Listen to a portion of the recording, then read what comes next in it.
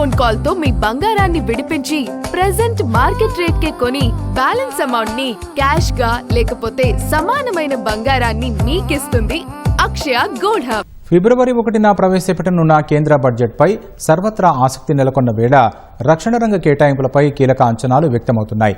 పొరుగు దేశాల నుంచి ముప్పు పొంచి ఉన్న వేళ భారత జవాన్లకు అత్యుత్తమ సాంకేతికతను అందించడమే ఈ బడ్జెట్ ప్రధాన లక్ష్యం కావాలని నిపుణులు సూచిస్తున్నారు.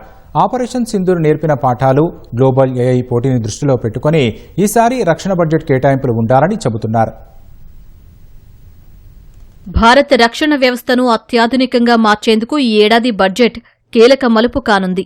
గత ఏడాది ఆపరేషన్ సింధూర్లో సైన్యం అద్భుత విజయం సాధించినప్పటికీ కొన్ని సాంకేతిక లోపాలు బయటపడ్డాయి.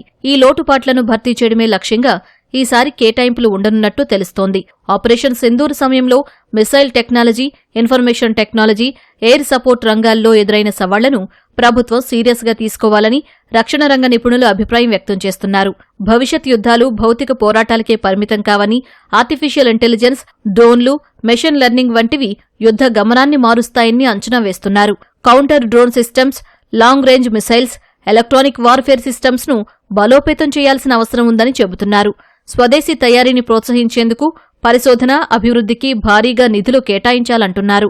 గత 8 నుంచి 10 ఏళ్లుగా రక్షణ రంగంలో ప్రైవేటు కంపెనీల భాగస్వామ్యం పెరిగిందని, ఎంఎస్ఎంఈలకు రాయితీలు ఇచ్చి స్వదేశీ ఆయుధ తయారీని ప్రోత్సహించాలని కోరుతున్నారు.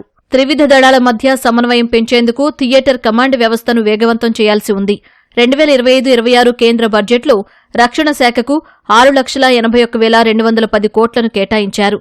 2024-25 ఆర్థిక సంవత్సరపు బడ్జెట్ అంచనాల కంటే ఇది 9.53% ఎక్కువ. మొత్తం కేంద్ర బడ్జెట్లో ఇది 13.45%గా ఉంది. 2025-26 కేంద్ర బడ్జెట్లో రక్షణ శాఖ ఆధునికీకరణ కోసం 1,80,000 కోట్లు కేటాయించారు. వైమానిక దళానికి ప్రస్తుతం ఉన్న కొరతను తీర్చడానికి అదనంగా 7 నుంచి 10 స్క్వాడ్రన్ల యుద్ధ విమానాలు అవసరం ఉంది. హిందూ మహాసముద్రంలో పట్టు కోసం నౌకాదళానికి మరిన్ని అణు జలాంతర్గాములు కావాలి. చైనా సరిహద్దులో మోహరించేందుకు ఆధునిక తేలికపాటి ఆయుధాలతో కూడిన 2 స్ట్రైక్ కోర్ప్స్ ను సైన్యం కోసం సిద్ధం చేయాలి. అగ్నివీర్ రిక్రూట్మెంట్ వ్యవస్థపై ఫీడ్బ్యాక్ తీసుకుని అవసరమైన మార్పులు చేయాలి. వ్యూహాత్మక అవసరాలకు అనుగుణంగానే బడ్జెట్ ఉండాలని, కేవలం జీడీపీ శాతంగా చూడకూడదని నిపుణులు స్పష్టం చేస్తున్నారు. పొరుగు దేశాల నుంచి ముప్పు పొంచి ఉన్న వేళ భారత జవాన్లకు అత్యుత్తమ సాంకేతికతను అందించడమే ఈ బడ్జెట్ ప్రధాన లక్ష్యం కావాలని చెబుతున్నారు.